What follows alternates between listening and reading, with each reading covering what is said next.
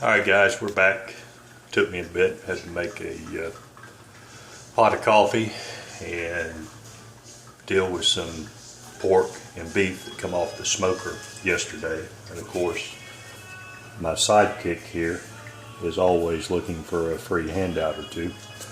So, to get this started, let's set this over here. And there we go. Okay.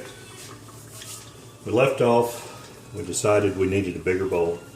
Found a bigger bowl.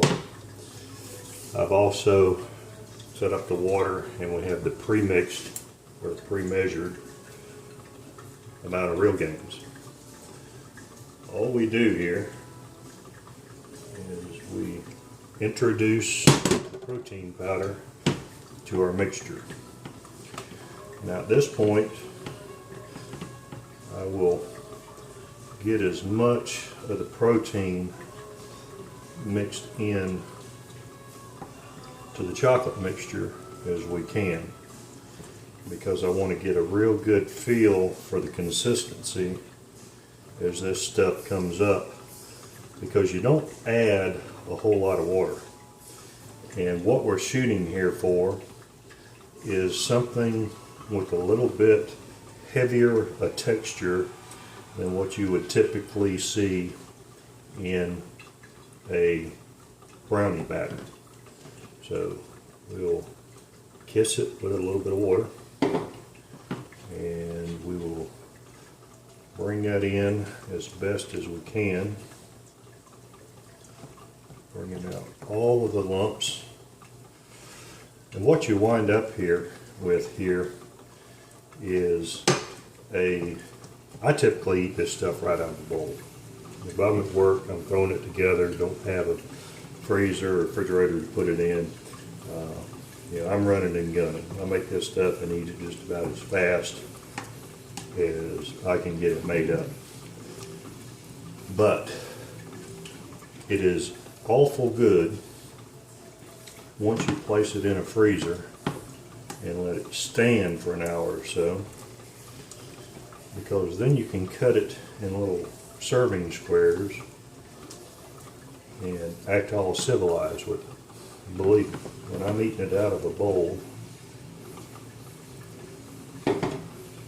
it's like a caveman in the campfire.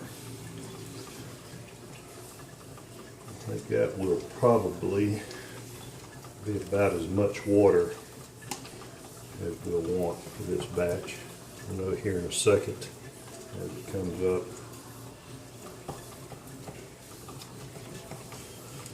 And as you can tell, there's not a whole lot of water that goes into this. There's enough moisture in the natty oils and the melted chocolate to really cause this stuff to blend well. Kiss it just a little bit more, because we don't want it to be able to hold pockets.